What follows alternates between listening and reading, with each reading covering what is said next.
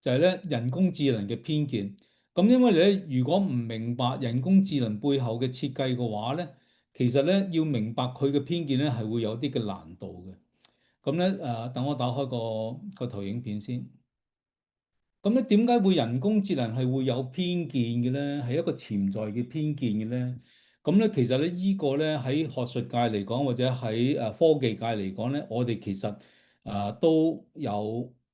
都知道噶啦嚇，知道係有偏見，係會有偏差嘅。咁咧就然而咧，我哋係而好多嘅人工智能嘅公司，亦都積極地咧將呢啲咁嘅偏見咧嚟到去咧處理嘅。咁嗱，或者首先我哋聽聽咩叫偏見啦？偏見咧就係喺判斷上邊、行為或者決策之中咧出現一啲嘅傾向性或者偏向，使到人無法保持中立嘅一啲嘅睇法。OK，咁即係其實因為你會發覺到咧，其實人工智能咧已經咧逐漸地咧取替我哋做決定嗰個嘅範圍。咁而我哋將我哋嘅決定權咧，就交咗俾呢個人工智能，而我哋唔知道人工智能點樣樣幾藉着佢個運算嚟要處理我俾佢嘅數據嘅時候咧，其實係一個係好危險嘅一個嘅情況。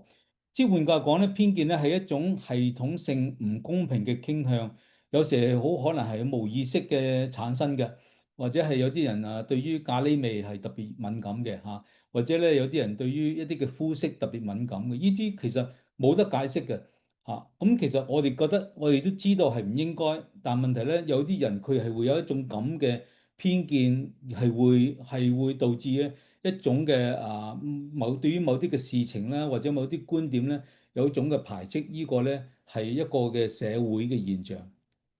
OK，咁所以嗱頭先講到咧嗰個嘅誒。嗰個嘅人工智能啦嚇，咁係有幾樣嘢係影響到佢啦。第一係嗰個數據，第二咧係嗰個演算法，第三咧係人啦嚇。其實即係人都會嘅喎，因為如果人佢有私心嘅話咧，佢可以做到呢一個嘅演算法，或者佢俾入嚟嘅數據，或者佢個人唔係一個好謹慎嘅人嘅話咧，佢嗰啲數據嘅質量或者唔係即係可能唔一定達標嘅喎。所以需要一個嚴謹嘅一個嘅處理嘅話咧，人喺當中嚟講咧係好緊要。雖然咧喺呢個嘅整個嘅運算過程之中咧，其實咧人就唔會喺中間裏邊參與嚇，但係喺成個嘅開發嘅過程之中，或者喺嗰個模式嗰個嘅一個微調嘅裏邊咧，其實咧發生一個好重要嘅角色。咁咩叫人工智能嘅偏見咧？就係到人工智能咧，就係喺個演算法嘅處理資料嘅時間咧，由於訓練嘅資料唔完整或者咧喺設計模型嘅上邊咧就唔適當使用嘅情況，而產生咗一種嘅唔公平或者係有系統性嘅偏差嘅結果。咁咧常見咧就有三種嘅，第一種咧就係咧叫做咧資訊式嘅，喺數據上面有偏差。咁第二種咧就係喺個演算法又有偏差，或者咧第三種咧就係喺嗰個使用上邊咧係有偏差。咁咧就好明顯咧係對照翻係嗰個資料演算法，而喺個使用上邊咧就係我哋人點樣樣，就算你設計出嚟係好完美無瑕都好啦，但係原來我將佢嚟到用喺一個錯嘅場合咧，都就已經係有一個嘅唔好嘅地方啦。咁咧就所以咧，其實咧，我哋要知道呢啲咩叫資料嘅偏差，或者係演算法嘅偏差，或者部署嘅偏差咧。咁我呢度就同大家解釋一下。咁嗱，資料嘅偏差咧，就當 AI 嘅系統咧使用訓練嘅資料唔完整、唔平衡，或者係反映社會既有嘅歧視嘅話咧，呢個嘅人工智能嘅模型咧，佢學到嘅嘢咧，都係會有偏差。咁例如話喺我哋嘅抽樣上邊啦，我哋所搜集嘅資料無法代表整個群族或者全體嘅人口啊。咁咧就一陣間我會有啲嘅例子可以講俾大家聽。然之後歷史性嘅偏差啦，而呢啲嘅資料咧係反映並且延續過去嘅唔公平，例如話有偏見嘅警察嘅執法記錄。咁大家都明白，例如話喺美國嚟講咧，黑人咧嘅犯罪率特別高嘅。係咪因為黑人真係中意犯罪呢？定係因為我哋係因為歷史性係有一個偏差喺度呢？而我哋將呢個偏差擠咗落去呢個人工嘅智能，呢個人工智能可唔可以就咁我哋唔做嘢嚟，我將呢種咁嘅歷史嘅偏差嚟到扭轉咧？冇可能嘅，係嘛？咁所以咧，呢種嘅偏差咧，其實咧，我哋首先我哋係有偏差，而呢個我哋將呢啲咁嘅有偏差嘅數據咧嚟到咧擠入喺呢個人嚟到去訓練呢個人工智能嘅話咧，呢個人工智能咧亦都一定會有偏差。咁第三個就係個 labeling bias 啊，就話到咧例如話一陣間我嗰個都係會嗰個例子，就話到咧，例如話我講醫生，你個腦海裏邊咧會諗到男性係嘛？嗱，呢個係一個 labeling 嘅偏差嚟嘅咯喎。例如話我講 white man 你可能會諗到 rich power，但係如果我話 black people 咁你會或者諗到 crime poverty。咁嗱，呢種係一個唔應該有嘅 labeling 嘅 bias，OK？咁而呢啲咁嘅 bias 咧，都係喺嘅我哋每日日常生活嘅資料數據產生出嚟，蘊含咗喺裏邊。咁而我哋將呢啲咁嘅資料數據咧，輸入去呢個人工智能咧，呢個人工智能同樣地會將呢啲嘅偏差話翻俾你聽。咁嗱，有一個嘅 documentary 啦，一個嘅紀錄片咧，就叫 Code Bias。咁咧，即係裏邊嗰個嘅主持人或者個主角咧，係一個嘅黑人嘅女性嚟嘅。咁咧，佢就發覺到咧，嗰個人面識別咧，其實咧，原來咧，對於黑人嘅嚟講咧，佢個嘅誤差率咧係有成30%咁多。咁所以咧，佢呢種咁嘅訓練出嚟嗰種嘅人面識別咧，其實咧，你對白人好或者一啲淺色膚色嘅一啲嘅人種咧係冇問題，個準確程度咧好高添。但係一用落去黑人嚟講咧，嗰個準程度就已經好差啦。咁所以如果按照一個咁唔穩陣嘅一個嘅系統而嚟到去執法嘅話咧，就好容易產生出一啲嘅錯謬出嚟。咁啊，例如話喺一個醫療嘅影像裏邊咧，佢訓練都係來自都市嘅醫院，導致到呢個系統喺處理上邊處理偏遠地區嘅患癌嘅資料咧，唔係話好夠嘅話咧，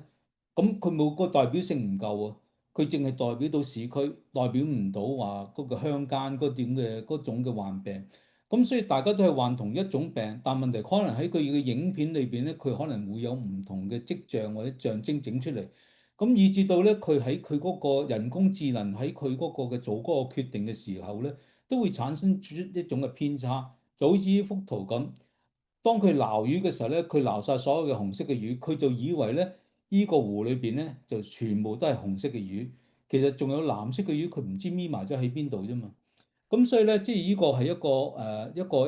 一個要處理嘅問題。咁嗱，咩叫歷史性嘅偏差咧？就嚟話依個咧就係喺 Amazon 呢個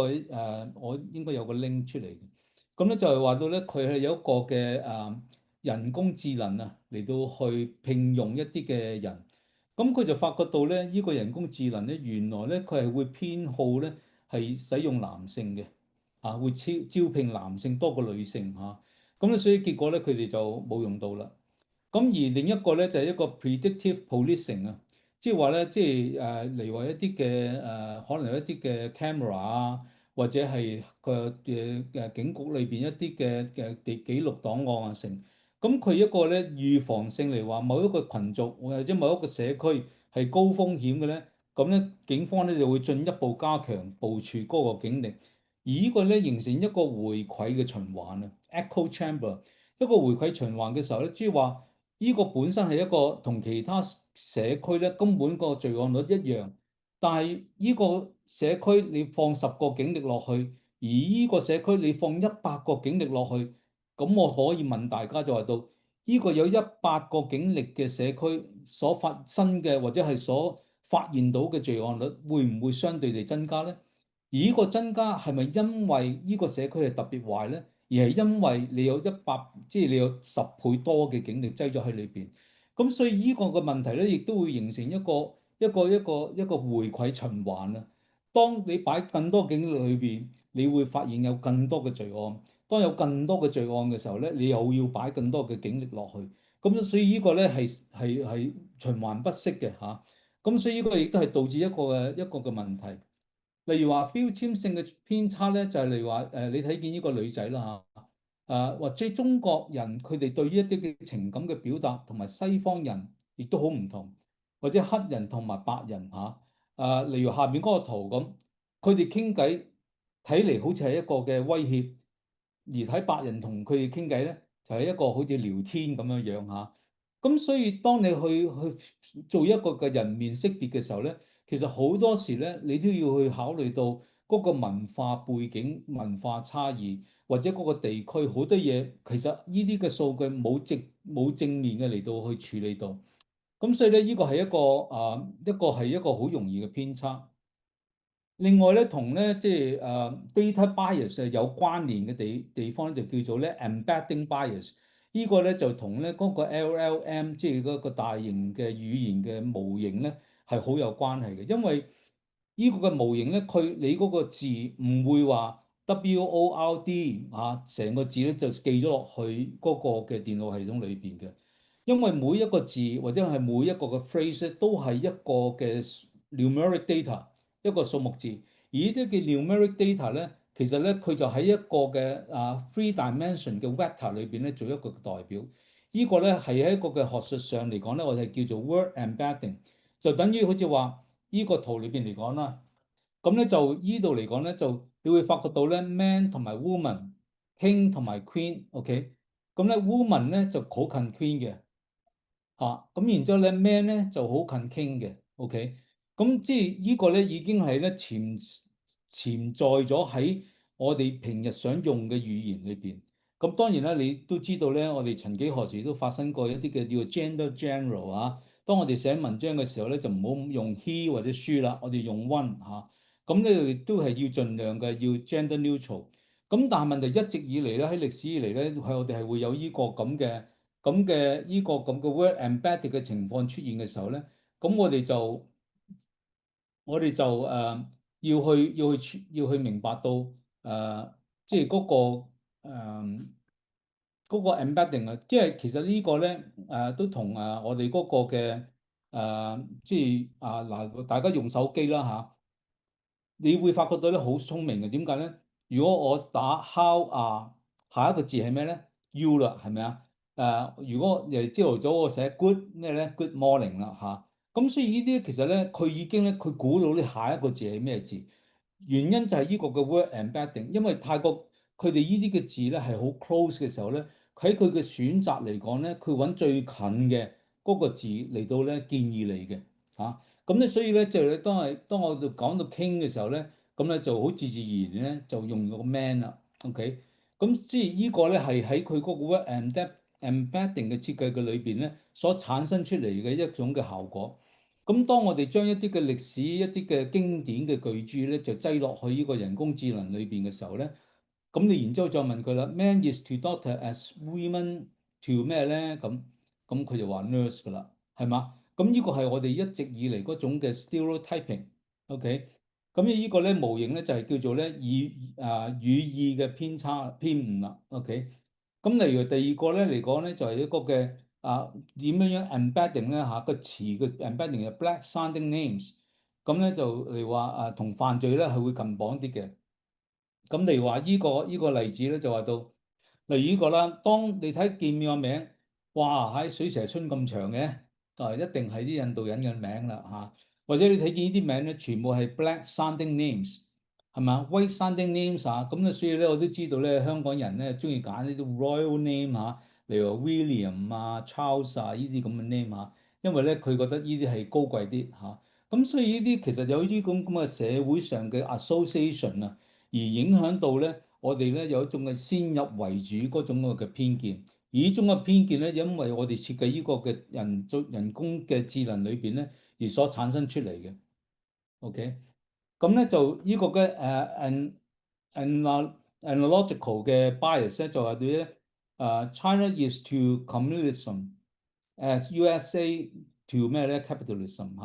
咁呢兩種嘅比喻咧，可能忽略咗兩個國家之間佢個內部一種嘅多元化喎。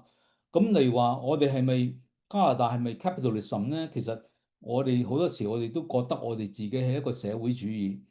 因為我哋好着重社會福利。咁所以有時呢啲嘢咧，當我哋咁樣樣去 label 咗佢，或者係比喻咗佢嘅話咧，咁我哋就好容易產生咗一種嘅偏差喺度。第二種嚟講咧，就係一種嘅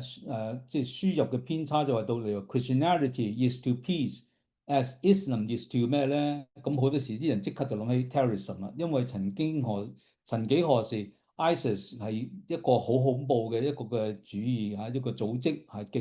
端嘅回教組織。咁所以呢種係不平衡嘅資料咧，佢會產生一種咁嘅會冒犯性嘅聯想。而呢種嗰個聯想咧，對於一啲嘅普通嘅回教嘅朋友嚟講咧，會係產生一種嘅冒犯性。OK。咁咧，第二種就叫演算法嘅偏見啦。咁咧，呢個演算法其實都好容易理解啦，就話到當你喺嗰個嘅神經單元或者神經網絡裏邊咧，產生出一種不平衡嘅調節嘅話咧，就已經將成個結果咧就改變咗嘅時候咧，呢個咧係一個嘅不平衡嘅一種嘅演算法。咁咧，所以就算資料係公平，但係嗰個演算法嘅設計同埋佢嘅優化嘅目的咧，都可能放大咗某些不公平嘅結果嘅。OK。第一個咧就係最佳化嘅偏誤啦，就係到喺設計演算法嘅時候咧，優先考慮準確性而個效率而犧牲咗個公平性。咁例如話即係一陣間我再講一啲例子啦嚇。咁咧第二個就係 feedback loop 啦，就係喺個演算法做出有偏差嘅決定，而現實世界嘅結果咧就加強咗呢個嘅模式。咁然之後 AI 再學翻嘅時候咧，就係學咗嗰個加強咗嘅偏差，就等於我頭先所舉嗰個例子，就係嗰個嘅 predictive policing 嗰個例子啦。當你加強咗警力，你會發現咗有更多嘅罪案。有更多嘅罪案，你就要更加再加強個警力，以至咧係沒完沒了嘅嚟到咧係產生咗一種好大嘅失衡嘅狀態。咁第三個咧就係人氣偏差，就係 popularity bias，就係表現較好嘅內容咧會被演算法強化推廣，無論其真實性或者平衡性係點樣樣，呢個咧就真係都好多嘢可以講啦。咁咧嗱，最佳化嘅偏差咧就係咩咧？就話到原來咧喺你嗰個人工智能嘅設計嚟講咧，你都係要有個嘅喺設計上面都係有一個取捨嘅。就話到你要有嗰個 accuracy 啊，定係有嗰個 coverage。例如話我依家係有100，我希望咧能夠咧有個更準成嘅話咧，我就將咧95嘅晶片或者95嘅資料咧，全部咧係讀某一類嘅癌症，OK。咁咧，然之後咧，剩低嗰個5%咧，係讀一啲比較另類、一啲比較罕有嘅癌病。咁如果喺一個咁嘅情況嘅話咧，你去量度一啲普及性嘅一啲嘅癌病咧，你會好準喎，因為咧你有95個嘅 sample 喺度。但問題你要去量度一啲比較罕有嘅癌病嚟講咧，你得5%嘅數據嚟到去支持。而嗰個失誤率咧就會變得係更加嘅就會變得大。咁所以呢個係一個設計上嘅取捨嘅一個嘅決定。咁咧就因為咁嘅緣故咧，而有一啲嘅學術嘅報告咧就會將呢樣嘢指到出嚟啦，就話到咧原來咧個 accuracy 同埋嗰個 coverage 係會有一個嘅取捨嘅情況出現。咁第二個咧就係話咧最佳化嘅偏差就係咗 AI tools so biased in ranking job applicants names according to 個 perceived race and gender。咁而呢個嘅即係咁嘅即係喺個為咗提升嗰個錄用嘅成功率咧，AI 會有優先嘅即係去揀嗰啲嚟自名校嘅男性嘅 candidate 候選人，而對於女性或者係非主流背景嘅咧，就會睇差一線。咁所以呢個咁嘅偏差嚟講咧，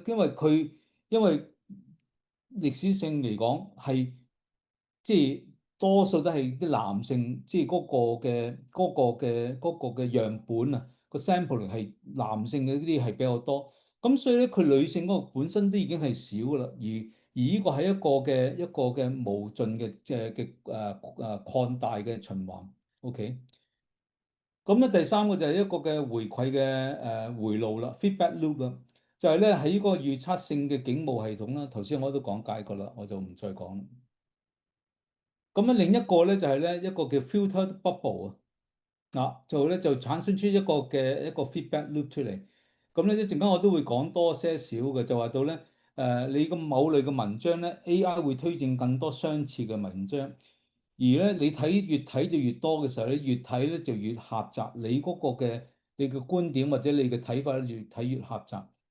咁咧，而呢個嘅 popularity 嘅 bias 咧，就好明顯地咧，YouTube 咧，你例如話你睇某一啲嘅影片咧，佢會俾好多嘅影片你，而呢個嘅優先嘅再推播咧，點擊率高、煽情嘅影片高啊，例如陰謀論啊、誤導論啊嘅言論咧，嗰啲係高嘅。點解咧？因為咧，其實仲有啲嘅第二啲嘅名詞咧，我都想即係介紹俾大家。咁例如購物啦，Amazon 啦，你買一樣嘢咧，佢會就將嗰樣嘢嘅有關嘅產品都推銷俾你。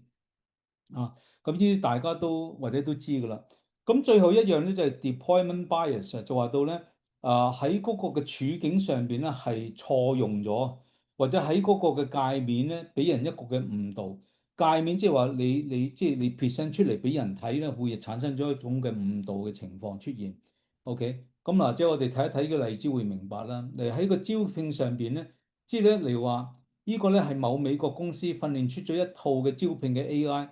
用嚟咧挑選工程嘅候選人，但係當呢個嘅系統咧應用喺亞洲或者非洲嘅時候咧，就發現到咧因為文化嘅背景嘅差異咧、教育制度或者履歷嘅差異咧，導致到當地優秀嘅候選人咧都會錯誤被淘汰。咁咧就嗱，曾經有人問我咧，就話到即係人工智能個個都一樣嘅啫嚇，DeepSeek 好，ChatGPT 好，Gemini 好，全部一樣嘅啫。咁其實咧唔係嘅，又好明顯地嗱，就咁攞 DeepSeek 同埋攞 ChatGPT 嚟講啦。咁有啲人開頭就話，哦，即係抄 ChatGPT 噶嘛。咁就算係抄都好啦，但係經過一段嘅時間，嗰個嘅數據咧，佢每一日係咁樣收集嘅話咧。你會發現到咧，喺中國裏邊所收集嘅數據，同埋喺美國裏邊所收集嘅數據咧，都會唔同嘅。因為咧兩個國家咧，佢哋嗰個價值觀根本就唔同，所以咧你喺問 ChatGPT 一啲嘅嘢咧，同埋你喺DeepSeek 所問嘅嘢咧，佢會可能會俾你有唔同嘅答案因為佢嘅意識形態各樣嘢都唔同。咁呢個就係一個情景嘅錯配啦。咁所以咧，有時問我用唔用 DeepSeek 啊？我用，幾時用啊？我翻大陸嘅時候我咪用咯，咁啊，所以咧講真咧，我翻到大陸嘅時候我就唔用 Google Map 噶啦，係咪啊？大家都係用高德噶啦，咁咧另外一個咧就情景嘅誤用咧，就話到咧，佢喺一個嘅醫療嘅模型嚟講啦因為佢嗰個嘅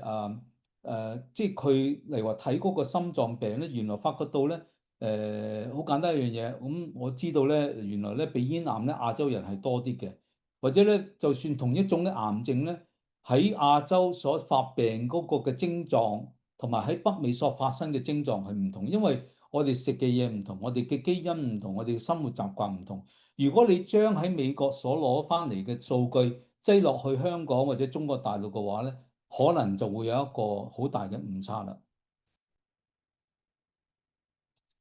咁咧界面嘅偏差係咩嘢咧？就基本上咧就話到咧，佢會將一啲嘅嘢咧嚟到誤導，例如話其實嗰個嘅搜尋最好嘅學校 AI，你會將商業合作機構嘅伙伴啦，或者有俾錢嘅，佢就排喺最高咁就會好容易咧誤導嗰啲嘅使用嘅人咧，就即係以為嗰啲都係一啲好嘅學校就冇咗嗰種嘅公平性。第二種咧就係一個信用嘅評級啦因為咧佢係用咗一啲嘅紅色嘅警號或者用一啲當佢即係佢嘅界面佢攞出嚟俾你睇嘅時間咧，會產生咗一種嘅不必要嘅感覺嘅時候咧，其實可能會導致其實嗰個人嗰個嘅評級標準冇問題嘅，但係問題咧佢表達出嚟嘅情況咧，會令到你會有啲嘅恐慌。或者咧令到你覺得咧唔係好穩陣，結果咧你就咧決定咧就唔會接納佢嗰個評級報告。咁咧就嗱，呢度咧有好幾個嘅名詞咧，我都好想大家都知道，因為如果你用人工智能嘅話咧，呢啲其實咧都好緊要。filter bubble 咧係指咩咧？就係喺個演算法嘅過程之中咧，係用你嗰個嘅行為推送一啲個人化嘅內容俾你，以至到咧你所使用嘅人咧，你個所睇嘅嘢越嚟越狹窄，造成一個嘅孤島啊，演算法嘅孤島。咁例如話新聞同埋政治嘅觀點啦，所以有人咧嚟到評論就話到依家美國啊共和黨同埋民主黨咧，其實以前嚟講咧，大家都好融洽嘅喎。啊，某一個嘅總統咧就贏咗嘅話，另一個嘅競選者咧，佢都話咧，我哋咧啊完咗啦，呢個競選，我哋咧一齊嚟到支持呢個總統，呢個係美國人民一致嘅決定咁樣樣，我哋要服從咁。咁但係今日嚟講咧，你會發覺到咧，民主黨同埋共和黨咧之間，即係好似勢成水火咁樣樣嘅。咁咧，即係歸其原因咧，就係因為呢個咁嘅 filter bubble 嚇，因為我哋淨係睇我哋所睇嘅嘢，咁有好多其他嘅情況都會有咁嘅例子嘅喎，係咪啊？你係國民黨定係共產黨嚇，或者係呢啲其實都係一啲好多好多嘅嘢咧，你係根深蒂固嘅嚟到去綁住咗你嘅思維。你唔能夠咧嚟到跳開，咁所以咧結果咧就係你以為個個同你嘅想法一樣，結果咧你越變得就係越孤立，你變得你自己嘅想法咧就係咧俾呢個咁嘅 filter bubble 咧就包住咗你。咁咧，例如話啊，當你睇一套陰謀片嘅時候咧，佢就會開始睇一啲嘅同類型嘅疫苗陰謀啊、外星人控制地球啊呢啲咁嘅片。咁你會落入一種咁嘅 bubble 嘅裏邊、氣泡嘅裏邊。例如話社群嘅媒體嘅動態啦，都係一樣噶。佢專係俾一啲你中意睇嘅嘢你以至到咧你呢個咧係咁碌係咁碌極都碌唔出嚟。OK。咁咧就嗱，商品啦一樣啦咁我又唔再多講啦嚇。咁咧咩叫 echo chamber 咧？echo chamber 咧就同咧依個嘅 filter bubble 好似嘅，就係到咧佢不斷嘅擴大呢個回音室嘅效應咧，就指咧喺一個封閉嘅群體裏邊咧你話你接觸嘅人咧全部都係某一個黨派嘅，咁啊以為所有人都係咁諗噶啦，OK？咁而呢個咧，因為咧你同人傾，人哋又有啲嘢回應翻你，咁啊意見咁樣交流嘅時候咧，就越整就越即係嗰個 echo 咧就仲大啊。咁咧就嚟話喺YouTube 嚟講咧，嚟話某個基督徒嘅群體淨係訂閱改革宗嘅神學嘅啫，咁咁咧即係咧佢即係只係加入支持嗰個嘅立場嘅 Facebook 嘅群體。咁但係人哋其他嘅宗派咧，例如話靈恩派或者一啲所謂自由派啦其實今日咧，其實我都有個觀察就係到咧，宗派嘅 boundary 咧就係越嚟越模糊嘅咁例如話以前嚟講咧，就你即係因為呢個可以另一個題目因為宗派咧都係好清晰嘅以前我啱信主嘅時候咧，就叫我唔好去五旬節會嘅咁依家咧其實咧。都發覺到咦，原來靈恩都有佢嗰個嘅理據喺度嘅喎，咁咁呢啲咧就係大家都係一個要點樣樣去定位咧？呢個係要大家要有一個嘅屬靈嘅智慧。咁第三咧就係具體嘅例子就係咧醫療同埋健康嘅資訊。錯誤嘅貨放咁喺呢個咁嘅裏邊嚟講咧，所以點解你話喺美國裏邊有好多人佢哋話唔打疫苗，有啲人咧就對某一種嘅疫苗咧特別有抗拒咁而係喺一種嘅echo chamber 嘅效應嘅裏邊。咁影音平台嘅觀點強化啦，就話到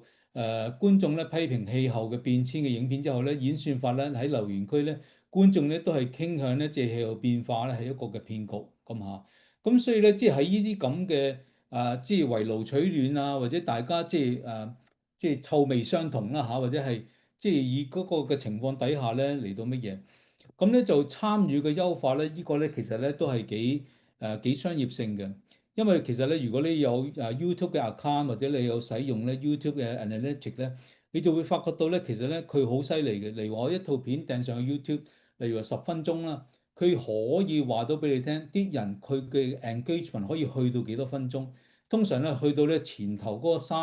三分鐘、5分鐘或者7分鐘已經好頂籠噶啦，就已經熄機噶啦，唔睇你嗰套片噶啦。所以咧，點解我哋依家好多時講話如果你想做一個嘅網紅咁你唔好太長太長咧冇人睇你嘅，咁根本就係咁咁呢個係一個嘅數據。咁因為其實即係我哋好想 engage 啲人睇我啲嘢啊嘛。咁所以因為咁嘅緣故咧，就將一條好長嘅片係咁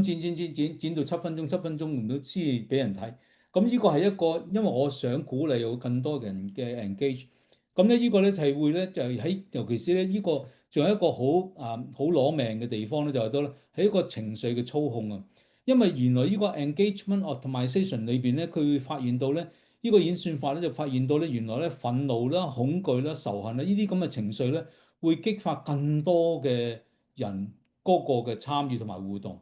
咁咧，所以咧，咁咧就佢會專係揀一啲咁煽情嘅一啲嘅內容咧，俾你睇咯。例如話你有壓力，我有壓力啊，我要食咩？我要食魚翅啊嗰啲咁啊嚇。咁即係其實我哋睇完之後咧，話第日之後咧就翻嚟係咁講咯。咁所以呢啲其實咧係一個嘅情緒嘅操控嚟嘅。咁第二個咧就係極端內容放大啊，就係一啲嘅極端煽動嘅影片啦嚇，或者係一啲好呢啲言論好極端嘅好偏頗偏激嘅，即係你會形成一種嘅偏見或者誤導嘅咧，嗰啲咧係好容係好，你會喺網裏邊咧，你會揾到好多。同埋錯誤嘅資訊咧，仲會更加嘅快速嘅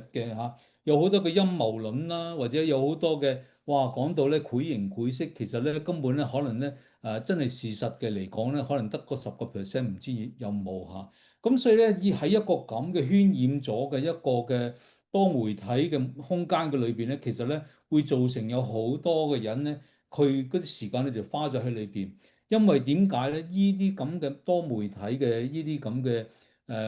social media 啦佢係好想你嘅數據，因為即係所以有一句話就話得咧，如果你唔係去買 product 嘅話咧，you are the product，因為你喺呢個嘅屏幕上邊所睇花嘅時間咧，係成為佢可以賣俾一啲嘅商家嘅一啲嘅數據。咁咧就YouTube 啦Facebook 啦或者 TikTok 啦咁你所以咧大家咧，如果你係咁碌呢啲咁嘅手機嘅時候咧，你啊自己就好好去諗下啦咁咧呢種咧就係第三種咧一種叫自動化嘅偏誤係 automation bias 啊。因為咧，如果我哋用呢個人工智能用到一個地步咧，我哋個腦會蠢咗噶嘛。就等於好似話啲人都話你用手計算機用到我自己都唔識計加減乘除咯咁。其實都係唔係話冇原因嘅，因為當我哋唔用我哋個腦去做加減乘除嘅話咧，我哋成日靠個手機嘅話咧，或者靠計數機嘅話，計數機我都可以有能力去 verify 即係評核佢做得啱定唔啱。但係人工智能咧，你冇可能嚟到去嚟到去檢定佢究竟佢有冇做錯。咁所以咧，當我哋慣咗用人工智能而將我哋依個咁嘅嚟到決定俾佢嘅話咧，就會產生咗一種嘅依賴，以致到咧佢話乜我就做乜㗎啦咁咧就失去咗一個嘅批判性嘅思維同埋一個主動性嘅批判嘅能力。咁系統錯誤可能唔會被察覺，咁可能或者呢個人工智能好到一個地步咧，佢錯誤率咧可能係0.1%嘅啫，但係0.1%其實都可能係好多，同埋佢呢個0.1%可能係一個好嚴重嘅錯誤。咁所以咧，依個嘅情況底下咧，我哋點樣樣嘅能夠得到佢嗰種嘅方便之餘，同時間地我都唔會將我呢個嘅批判性嘅能力嚟到完完全全俾晒呢個人工智能咧，呢個係我哋自己要去考慮嘅地方。咁咧，以個具體啦嚟話，醫生啦，好多時有時我都覺得，哎呀，都好容易做依個醫生，因為咧第一次你同佢傾偈嘅時候咧，佢就咧 check 晒好多嘢你去驗肺啊，要去驗血啊，驗依樣驗嗰樣，驗完晒之後咧，翻嚟睇報告，咁然之後佢讀份報告俾你聽。咁佢有冇做到佢醫生嘅責任啦？佢有冇用佢個專業嘅角度嚟到評核呢啲報告所出嚟嗰個係有冇道理咧？或者喺我依個人嘅身上邊係點樣樣產生嗰種嘅果效咧？咁其實呢啲嘢，如果我哋太過依賴嘅話咧，而將我哋一種嘅專業嘅嗰種嘅知識同埋判斷咧嚟到交咗俾呢個人工智能咧，其實係一個好危險嘅事情。咁咧就試過一個嘅例子啦，係2013年嘅航亞啦航空咧，呢個嘅就係嗰個嘅誒自動駕駛嗰個嘅咧就失效咁咧就GPS 啦，咁啊有時用 Google Map 咧，即係當然啦，你多倫多啲路都好熟噶啦，都好清楚噶啦。但係你去到一啲嘅山卡拉地方嘅時候，或者一啲少人去嘅地方嘅時候咧，呢個問題會更加嘅明顯啦。咁啊，自動化嘅招聘流程啦，咁呢個頭先我都講咗啦嚇。咁所以咧，呢個自動化咧，其實係有佢嗰個問題，而最大嘅問題咧就係嗰個黑箱啊 （black box） 啊，因為唔係咁多人好似我咁做電腦做咗成30幾年噶嘛，係咪啊？有好多人其實即係電腦盲嚟噶嘛。咁即係有時我哋似咧同一個喺學院，即係唔係我哋學院啦嚇，即係喺學術界裏邊嘅一個人，係一個研究嘅人啦。咁啊，佢誒傾嘅時候咧，佢就話啦：誒，我都唔知點解咁嘅，ChatGPT 次次出嚟個結果都唔似嘅，都唔一樣嘅咁。咁梗係啦，係咪先？因為佢唔知道個背後佢嗰個運算同埋佢啲數據同埋你俾佢個資料產生咗一個咩嘅作用啊嘛。因為對佢嚟講係一個 black box。如果係一個 black box 嘅話，你唔能夠咧嚟理解到佢嗰個行為係點樣樣嚟到去產生出嚟嘅話咧，你咪真係得個估字咯。係嘛？咁所以咧，呢個咧其實係一個好危險嘅一個嘅情況。咁咧，尤其是咧，依家就算我係做 IT 都好啦，佢呢個幾多億兆嘅一啲嘅神經單元，我點去 check 啫？冇可能去 check。咁咧，所以咧，其實咧，尤其是佢係自動調節嗰啲嘅比重嘅話咧，我就仲更難 check 添。我只能夠 check 嗰個輸入同埋嗰個輸出嗰個結果係咪我所期望嘅？裏邊究竟係點？我真係好難話俾你聽。咁所以咧，喺呢個咁嘅過程嘅底下咧，係一個嘅 black box 嘅一個嘅運作嚟嘅 operation 嚟嘅。咁咧，所以咧，即係就算即係你冇問題就 OK 啦。但係一有問題嘅時候咧，你想揾翻嗰個 bug 嗰條蟲喺邊度咧，根本就冇可能嚇。咁即係你揾到問題都揾唔到嘅時候，咁即係談何容易咧？你法律或者道德嘅問題咧，根本就好難嚟到去處理。咁啊，同埋呢啲嘅好多嘅評分啦、評級啦、信用嘅評級啦，即係你俾人釘死咗，你都唔知點解，係嘛？或者喺個司法量刑嘅工具啦，或者圖像識別啦，啊點樣係唔係都俾人話我係係殺人兇手嘅咧嚇？或者係點解係唔係都話我係一個嘅罪犯咧嚇？我個樣衰咗邊度咧？我完全唔知啊！咁所以呢個咧係會產生咗一種嘅喺社會上面一種嘅。尤其是我哋係用喺個政府或者一啲嘅公共嘅系統嘅裏邊咧，其實係會有一個好大嘅問題。咁所以咧，呢個 algorithmic governance 咧，就係一個演算法嘅治理，就話到喺呢個嘅平台裏邊，我哋真係需要去政府好或者一啲嘅機構好，係有一個嚟到去點樣樣嘅嚟一個嘅監管啊，嚟到以至到咧呢啲嘅演算法咧唔會咧亂咁走。呢個演算法咧，after all 都係一個嘅輔助工具。咁所以咧，其實到最後嚟講咧，我都想同大家講就係到咧，有啲人話人工智能係一個工具，睇你點用嘅啫。即係一個中立，係一個中性嘅嘢。咁大家我相信大家睇完呢度咧，你就會知道其實唔係一個中性嘅嘢，因為喺呢個過程之中咧，其實係有好多嘅嘢咧，會產生出一種嘅誤差，你自己都唔知道。OK，咁咧就呢個或者 skip 咗佢啦。啊，咁咧就喺呢個嘅呢個我想講一講啦，就係呢個叫做監控資本主義啊。其實咧呢個咧係 taken from 一本書叫做《The Age of Surveillance Capitalism》。